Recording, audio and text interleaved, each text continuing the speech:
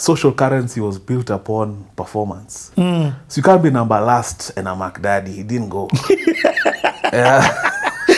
They didn't partner. They didn't partner. Like, you get it on 160. Doesn't.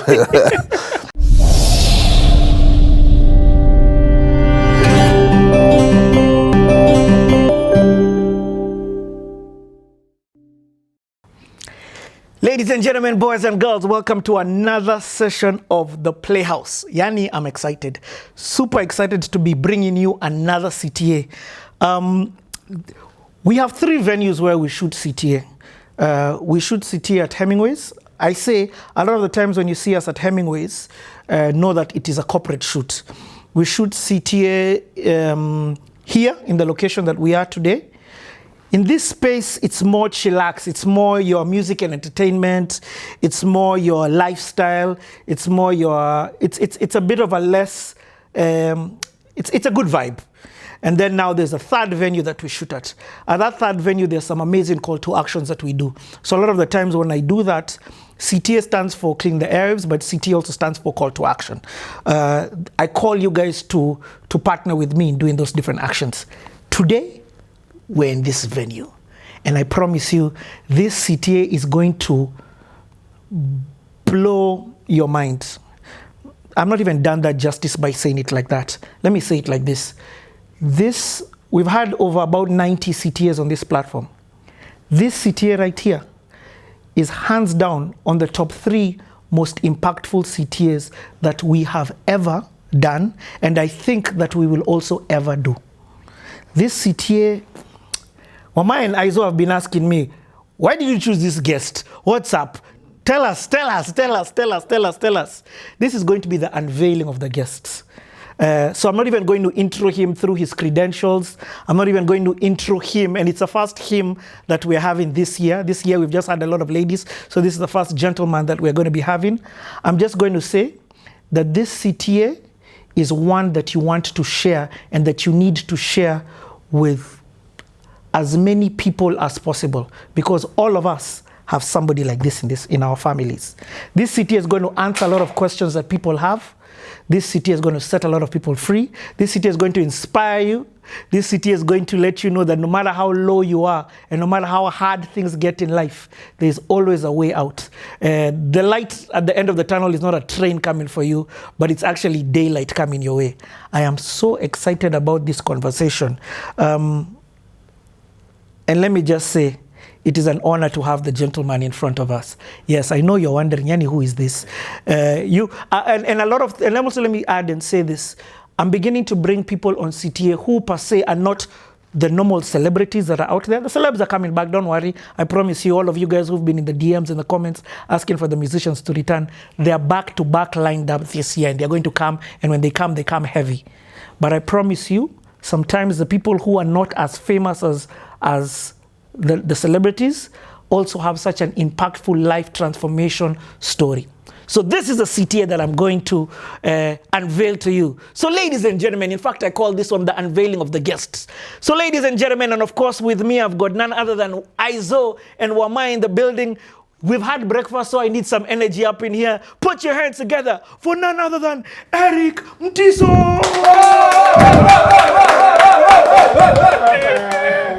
Wow, what an intro, man. Way to pile the pressure. Yeah, honor to be here, man. I've watched your content severally, so to actually sit here is an honor. Yeah. Appreciate the invite, man. Let me tell you how Eric ended up being on this show. Eric has been in my DM for like a year. Just asking to meet, and a lot of people enter my DM asking to meet, and I try as best as you can clearly see. And he wasn't asking to be a guest; he was just asking because he's got a podcast, and we'll be talking more about that later on. He was asking to come and have a conversation so he can learn more about content creation. And so before meeting him, I called a pal of mine or somebody who I knew, and man. That conversation left me feeling so hopeless and like in need of a solution. And I was like, man, God, how can I help this brother of mine? I feel hopeless. I feel like I don't have an answer. Anyway, Eric comes And we begin catching up, and he begins sharing his life story. And I'm like, oh my God, the answer to my problem that I've just been facing is him coming to tell his story. That's how God works. Yep. And that's how you ended up on this seat. Truly honored to be here, man. Okay, I've talked excess. Welcome to CTA, bro. Thank you. How have you been? I'm good. Try to keep time as much as possible. Bro, you're a pilot, but you know how to keep time. Yeah. So just to add on to that story, I reached out to Esther, obviously, of course, because of the content I want to do. But we also have a history. I don't know what happens with older people. It's harder for you guys to remember younger people. But I remember when I was about 15 years old, I was in a band, and we used to perform in different churches. Yeah. At that time, Esther was a gospel rapper. The best in the game. Yeah, Esther, the light that shines so bright. I still remember very vividly. So for me, it was a natural thing to connect. When I was reaching out in terms of to get an idea of how your business model works, your content model works, Yes. I felt like I already had that Kathrupas of history. So it worked out well. I'm glad to be here, man. It is, man. First and foremost, you've got an incredible mind. I watched your interview on Mwafrika because you sent it to me as a DM. And go and check that out. I think that was an amazing. You're very intelligent, and I'm excited to dive into this. In fact, you know what? We're talking too much. Let's talk about the journey from beginning. Okay. So the question that I love, by the way, listen, this place we're free. Grapes uko nazo, grapes are for energy. Thank you. Feel free to kaka Jimmy Gathu. I got the water. Water is there, juice is there. Anytime we stop, there's a lot of food there for refreshments. Appreciate it. If you want to talk to guys on that camera right there, this is free. You're talking to me, by the way. You get what I mean? Cool. Me and you are just having a conversation. Ready? Go for it. We do this. Okay, first question that I like asking, and the only question that I ever know when I'm doing a CTA is this. When were you born? I was born 22nd November 1990, Nairobi Hospital, from what I'm told. What my birth certificate says as well. 1990. 1990. So that makes me, 34 this year? That makes you the second youngest person who's ever been on this platform. Ooh, second youngest legend. I think you and Calligraph are the guys. When I hear 1990, I'm like, damn! That's young, huh? Okay, no, not anymore. But it is young. Yeah. Yeah. So born into a household of what? I have 3 brothers, 1 sister, younger sister. I have 2 older brothers, 1 younger brother. Normal family setup. I grew up in initially in Langata, Nairobi Dam Estate. Eventually moved to Dennis Prit, not far from Where we are. From where we are. Hey, dude, I also grew up on Dennis Prit. Somewhere down there near Caledonia. Caledonia, yes. Next to Retreat Villas, right next. Whoa. And then my mze's ambitions, he moved to Gigiri. Of course, we all moved to Gigiri. Here we go slow. So, what born are you again? I'm the middle child. You're the middle child. Yeah. How many? What siblings were older than you in terms of sex demographic, male or female?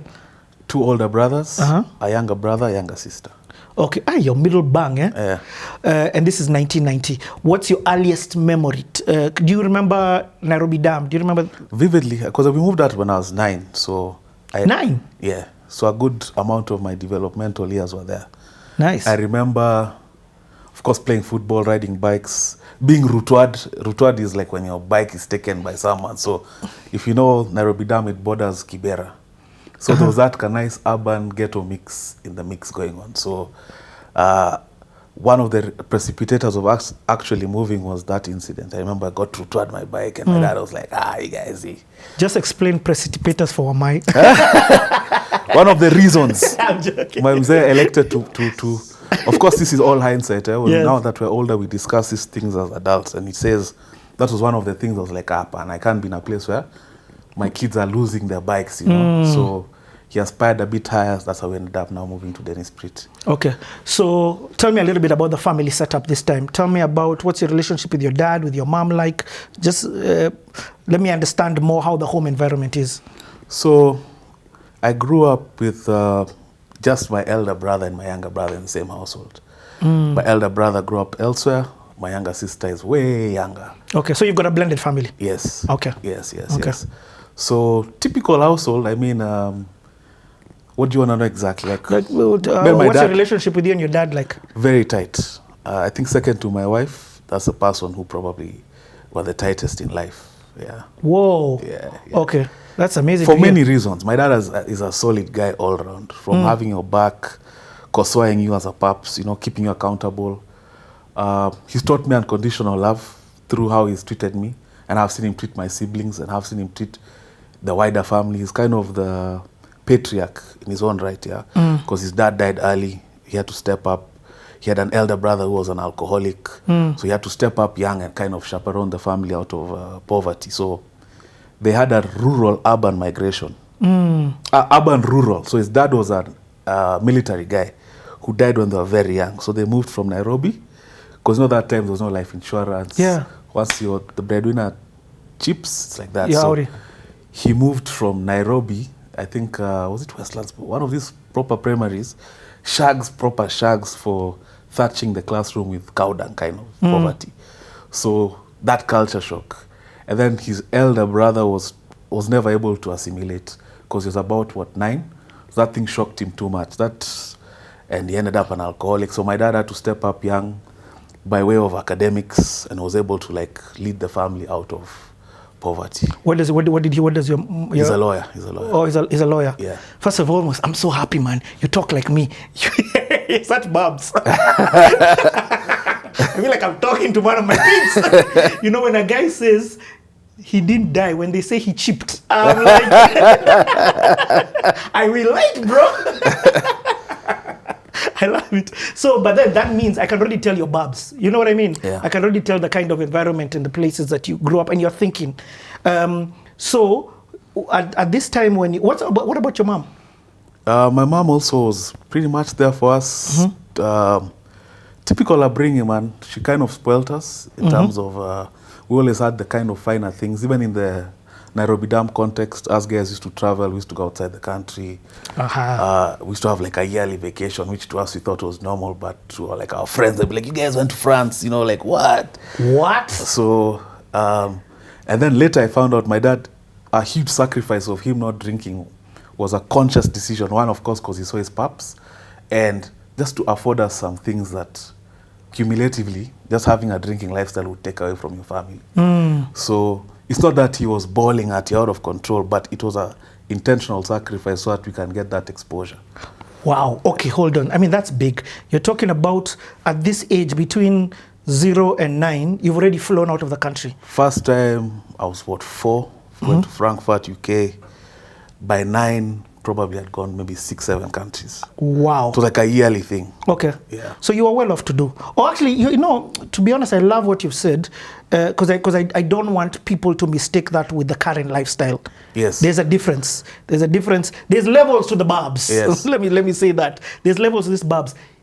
Dam estate, you're not supposed to be doing those trips. Yeah, absolutely. If you're in Lavi, I understand. Runda, yes, that's the norm. Your dad was intentional insanely with all the kids. Yes, and it was very sacrificial. So we would not go, for example, to France and at you just boiling out of control. Budgeted travel, but for him the exposure, that's what you can dream. Wow. So that you can understand that there's so much more to this world than Dam and Langata Shopping Center, and the world is your oyster, yani. So.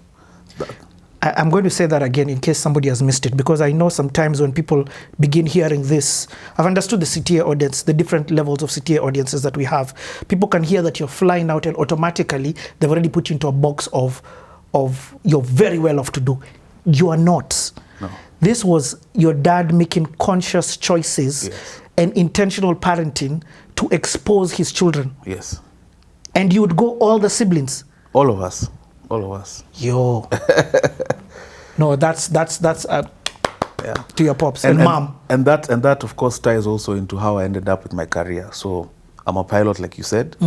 So I have 2 uncles who are pilots, and that travel combined. So traveling and just the airport experience, the aeroplane experience when you're young, it does something to you, man. So I was always curious. I'd always try peek into the cockpit. Then my uncles, my dad's younger brothers, one is ex-Air Force, but Air Force, he was not a pilot in the Air Force. He was a load master, but very aspirational. So at some point... What's a load master? Load master, as the name suggests, literally you're in charge of loading the aircraft. So aircrafts have to Oh, be... load master, not lord. Loading an aircraft is done very specifically, like because of center of gravity. You Yes. can't just pile stuff into an aircraft. It's very specific. You have to balance it according to the center of gravity. So it's like there's a science to it. Whoa, it's an art. It's not the way we jazz our motifs. You require training for that. So, of course, he had bigger dreams. He always wanted to be a cockpit guy. So once he finished his time with the Air Force, he went to the States and found a way to fund his own flying by trucking. And then later on, he connected his younger brother, my youngest uncle, who's also a pilot, to do the same. So growing up also now, when they'd come to visit, when especially now the one who follows my paps, he was just a swag guy. Swag. He had a Trueno back then. Trueno with the lights that come like this. Me, I was sold. He had like a bounce to him.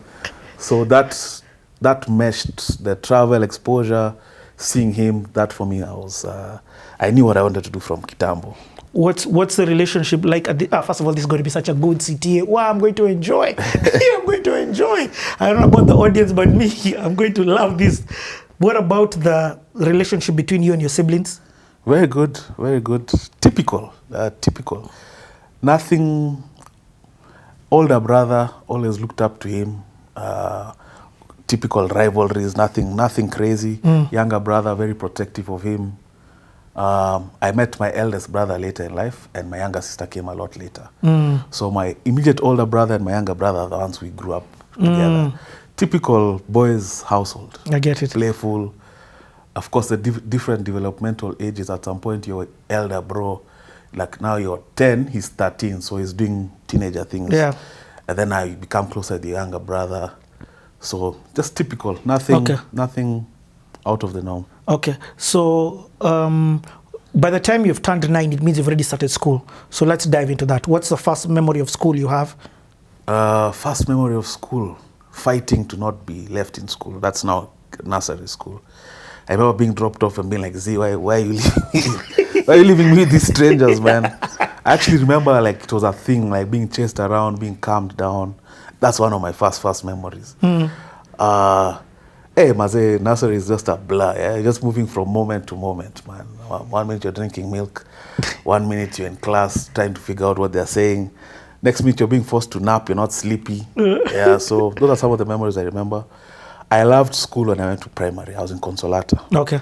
Both nursery and primary. Where's Consolata, by the way? Westlands. Oh, yes. It's okay. I get it. So from Dam Estate, and it's day school? Day school, yes. So you used to go bus or dad would drop you? He'd drop us. Okay. Yeah. So even your siblings were there?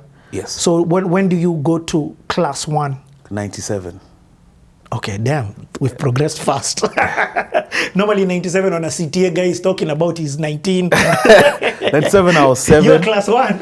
I was 7. Yeah. So you went to class 1 when you were 7? Turning Not 6? 7. Oh, Turning turning 7 Okay. in November, yeah. Okay. Oh, yes, in November. Yeah. Okay. So, yeah, I was a good student, effortlessly almost. Like, I was not a top student. I was like top 5, but 0 revision kind of guy. I was more focused on playing and just the social part of school. But in primary, it didn't require a lot of effort to maintain like a top tier. In fact, my dad always used to joke like, this guy, when does he ever read, you know? But I felt like primary was a breeze. Do you think you were just naturally gifted with intelligence?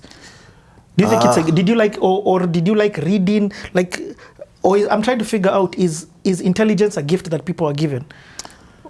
First of all, that's flattering to say. That means you're insinuating that I'm intelligent. Yeah, you are. So, no, I think primary, you don't really need so much effort. Primary school.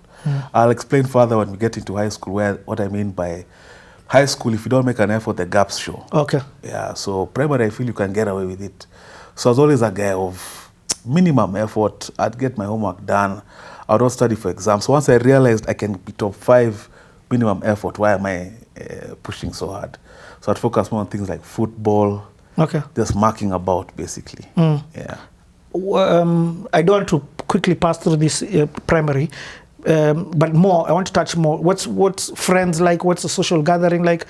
What's it like going to school? Because fine, you are breezing past this the intellectual side of education, but there's a social side, like you normally said. Tell me more about this social side. So I was really good in sports, swimming, football. And then on a social level, having an older brother was always an advantage because he kind of had already trailblazed. So if he's a popular guy, that thing just trickles down to you as a sibling. So in terms of the social hierarchy, which funny enough, as kids, you kind of know the social hierarchy in school. You kind of know who are the cool guys, who are the kind of average guys, and who are the, I wouldn't say losers. Losers is more of a Western term, but reclusive kind of guys. So me, I was kind of a cool kid, so to speak. And I say that with utmost humility. Yeah. I never struggled to have a girlfriend. I never struggled to be in the teams. I'm talking about swimming, football. The only thing I sucked at was like running. I was not the fastest guy, as you can see. Were you big then? I was big. Were you teased about it in? Not really, because I was very nifty. Even right now, if you saw me like playing sports in a gym, you'd be a bit surprised. I don't move like a big guy. Oh, okay, I get it. Yeah, it's weird like that. So I was nifty, very good in sports actually, weirdly good in sports. Yeah, acting as well. I used to do a lot of extracurricular. Although within the context of Consolata, it was more of an academic school. The art expression was limited. I got more of that in high school. Okay. Yeah. And by the time you're 9 years old, meaning you're in class 3, you move from Dame Estate to Dennis Prit, Caledonia there. Class 4, if I'm not wrong. Okay. Caledonia, Dennis Prit, which of course is a huge change of scenery. Huge change of scenery, different social dynamics. One, a more intimate estate, because there are 8 houses, a court, and maybe there are 3 other kids. So that's how I ended up finding Kina Jazz, because Kina Jazz lived across, because me, I was looking for who plays football around here.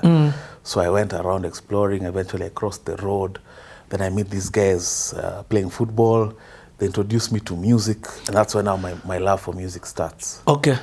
For context, when he talks about Jazz, we've had his father, Jack Odongo, on the platform. Yes. Jazz Odongo is like one of the best producers in Africa. Musically gifted family all around. Exactly. All around. The mom, the dad, the brothers. Yes. Zam, Shaq, they were my first band, the Lemon Face band. I think it's important to mention, because it all ties in together. So at some point, my folks also start having issues, without getting specific. Okay. I went from an almost textbook happy family to like proper rift, and that troubled me even as early as class 5, 6. I remember being completely troubled because we had a almost cliche, jolly well kind of family to like complete earthquake kind of. Do people move out? No. Okay, so there's turmoil in the house. Proper turmoil.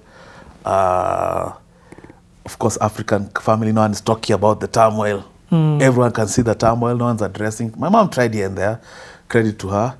And by saying addressing, she started addressing it to you, to you us, guys. She take time to like take us out and like, explain to us some things, Okay. Credit to her, of course, within her capacity, and within her capacity also as an African lady. Those things are not something that are usually addressed directly in African families. So that played a big part in terms of even me now, because we had freedom young, freedom in terms of movement. Yeah, like I had by the time I'm in class 7, that's what, 12, I had relatively a lot of freedom. I could go far, come back at 7, and in class 7 that's a bit. So now I had crossed the road. I met this family you talk about, and to escape all of that, they introduced me to music. Yeah, and coincidentally, I'm also going to Nairobi Baptist. Okay, before this, had you started going to church? We used to go to St. Paul's. I think my dad got tired of the Catholicism thing. I remember in Consolata, it was a big deal to be, what do you call it? First Holy Communion. That was like a thing, hey, I'm about to get my first Holy Communion. My dad intentionally just made sure we don't. Later I found out he just didn't appreciate the rituals with Catholicism and all of that. So we ended up going to Bapo before that. When we moved to Caledonia, Bapo is even closer. Yes. Yeah, so it just made sense. Nairobi Baptist, just Nairobi for, Baptist yes, Church. for context. The one opposite Mortuary. yes. Yeah, so I meet this family. They start, on top of playing football, we used to play, I forgot that, we used to play football at Ligindogo on Gong Road. Kina Jazz were also there. So there's this connection about football. We're neighbors. Oh, by the way, us guys have a guitar. Us guys have drums. Have you played drums before? Us guys have a studio. And for me, it was like, wow, you guys have a studio. I'd never seen anything like that. So, and then they could play instruments, which was so intriguing. So by this time, because of Capital FM and rock, me, I'm a rockhead. I love rock. I was that guy for Linkin Park, The Wax, you know, typical white boy vibes. But it's because I listened to Capital, man. You're going to school, you listen to Capital. So it grew on me, sana. So we start and Coldplay. So as guys started imagining where Coldplay, me, the Zam, Shaq. So who okay, so for context, you know, me and you can have an internal conversation because we know these guys, and I always cognizant about the audience. So Jack Odongo, who's been on CTA, the picture that you're seeing on the screen is him right now. Amazing CTA, go and check it out. And his wife, they've got 3 boys. Jazz, who's the oldest, and then the twins, who are now your age. Yes, or a year younger. Or a year younger. Yeah. Okay. Zach and Zam. Yes, Shaq and Zam. Shaq and Zam. Yeah. Okay. So, yeah, we formulate a band, a music band. And for me, this acts as a nice escape from the turmoil at home. Of course, I'm not dealing with it. What is that? I'm coming back to this band, but what is that turmoil doing to you? How do you feel it's changing you? Confused. Because no, when you grow up, your paths for the most part is your true north. When it comes to matters, everything. Principles, morals. So when that is shaken, it can confuse you as a guy. Because you're like, you know, it's something that I didn't know how to process it at that age. So I found a way to escape by way of like now music and just exploring things I'd never explored. Yeah, and this turmoil, and again, on CT, I don't like talking about what people don't want to talk about. Does it affect the relationship between you and your dad? Of course. You know, separation, strife, and all of that can do 2 things. It can bring separation, or now you become the favorite. So it even brings, you become more closer, because now the guy is like, your parent takes you. I've seen both. So I became because of course I didn't like it was marriage issues. Yes. You can take a wild guess. Yes. So I became coupled with teenagehood, puberty. I became like a rude guy, answering back, because I'm feeling like this guy has no moral authority anymore. That young mind, you can't see the bigger picture. You're just seeing it as in the framework of a 13-year-old, so 12, 13-year-old. So I didn't process it well, but I found solace in music, and studies kind of took a back seat. Ended up doing KCP, still passed. What did you get? 392. But that's out of 500. Yeah, pretty decent. That's not pretty. That's very decent. 400 was like hey, you got a 400, but 392 effortlessly, I think, was pretty good. So yeah, start a band, become lead singer, go to Bapo. So, okay, let's enter this music thing. Don't run over it. I can see the gear 3 that you're putting in. Sorry. I'm going to realize, it's okay. Everyone does it. It's me who brings people back. So now I want to enter into this music world of yours. So I'm understanding what is pushing you. Even right now when I'm asking you this question, you keep trying to go into this music thing. You get, because you're like it was your escape, it was your solace, it was where you found comfort. Not only in the music, but also in this home. Yes. In this home and these friends that you have. Yes. So musically, Yani, what you're listening to is rock. Let's start there. What are they called? Blink-182 are talking about Blink-182. Your time on me. So me, I'm there relating. As they're talking about it's like a sad, mellow. So somehow you're processing your emotions and you're leaning on it. You think you have deep problems. They've even seen memes about that nowadays. You're 12 there pondering about life seriously. But so rock was a nice cushion in terms of it tickles that emotional part of yours, of a human being. No Kenyan There's nothing Kenyan, or you weren't into that at that time? If I double back a bit, I do remember around the time when the transitional government was coming, when Moi was leaving and these guys were coming in. Yeah. I remember at Gopa year where Gopa had like their reign for a year, and I remember we had the CD. But for me, that was not as impactful as what rock did for me. Wow. Yeah, Coldplay was emo music, man. What's emo? Emotional. Like, Oh. it's emo. Yeah. When you listen to Coldplay, you think of a cloudy day, you think of a rainy day, and it just coincides with your emotions. Yeah. And of course, now as an adult and as someone who's a bit more spiritually endowed, I can see how that in itself is not even right, because it's being done for the wrong purpose. Yes. Music is powerful, you know that. Very, very. Yeah, the biggest tool of the enemy, one of the biggest tools of the enemy. So, so now can I go into the music? Yeah. So we form a band. I can sing. So I was lead singer, and that's how I met Esther actually. So we start this band. We get a platform at Nairobi Baptist. But they shout out to Nairobi Baptist. They really gave young, aspiring. Maybe you didn't even know you were aspiring, but they just had a platform by way of having a youth service with a stage, equipment, microphone, and then you're given your 7 minutes. You're told, okay, on Sunday during Bethel at this time perform. And as guys are performing songs we've composed, we're getting like a fan base within the church. So it's cool. I'm like, I can actually become a rock star. So I remember there's a lady, I can't remember her name. She had this initiative called Soul Nairobi. She was called Sarah Mitaru. Sarah Mitaru, yes.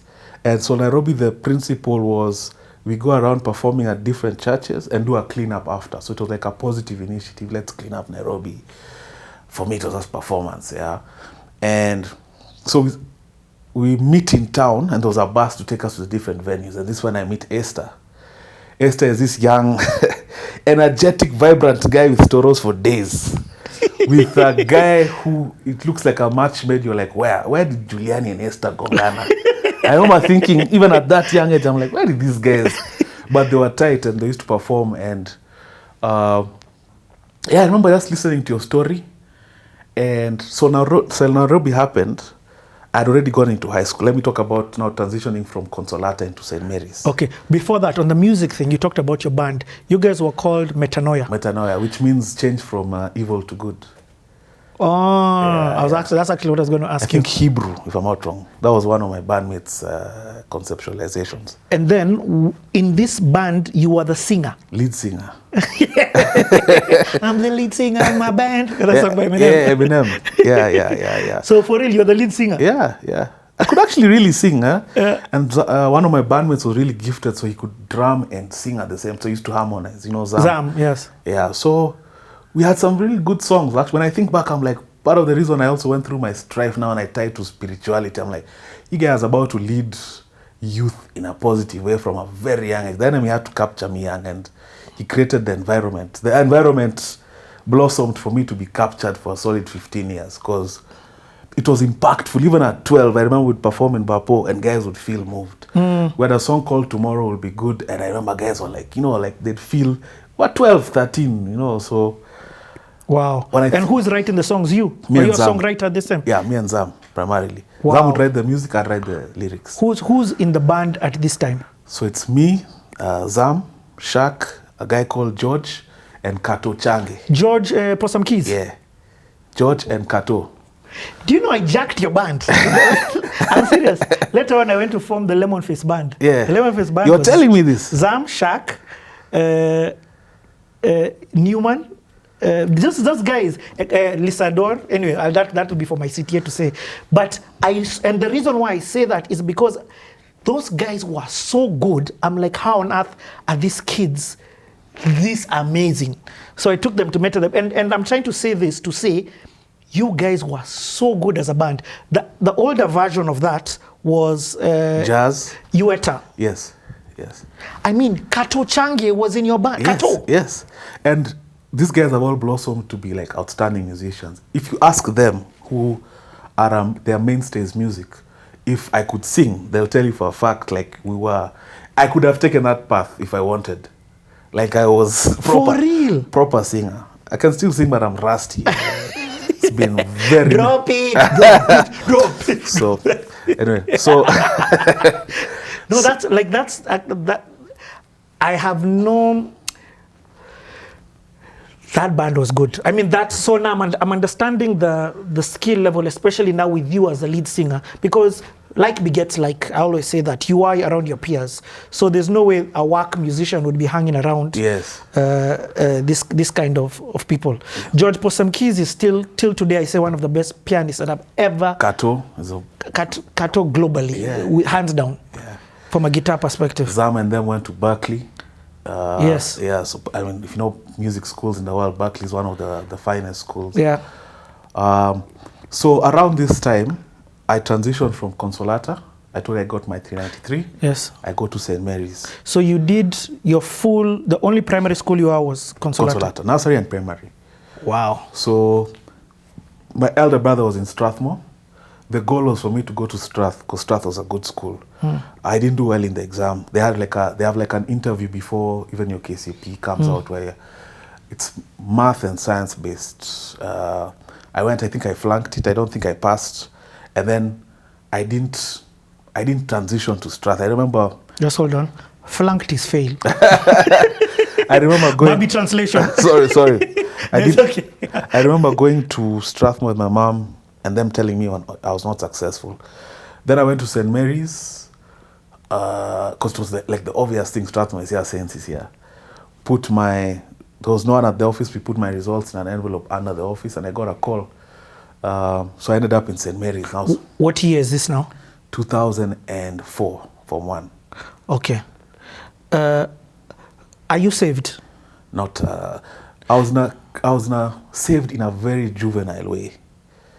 I didn't understand what being saved was. You know, it was, for me, I was more about the music, because we would even do like Coldplay renditions and then remix a few words to sound gospel-y. Yeah, so me, I was more about this you guys allowing me to perform.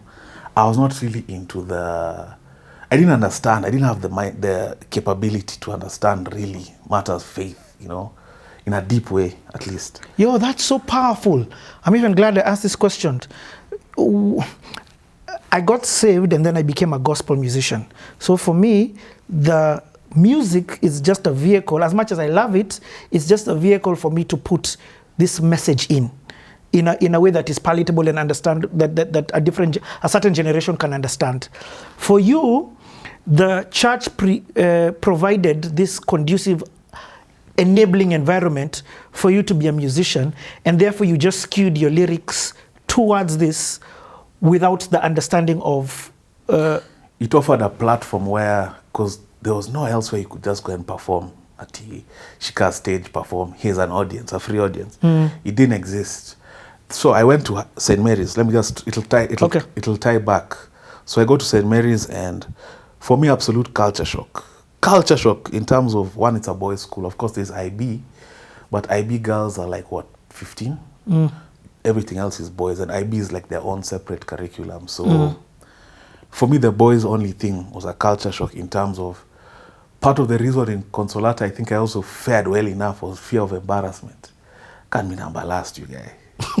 I don't remember. They're sure is around. I don't remember. Yeah, I don't remember. Zaman's age. The merits of, in a primary context, the way 844 is set up, social currency was built upon performance. So you can't be number last and a Mac Daddy. He didn't go. They didn't partner. Like, you get it 160. Doesn't. So I go to Consolata. I go to St. Mary's now. Boys only. Peak puberty. Peak rebellion in terms of my teenage years. Home situation is still the same. It's not improved.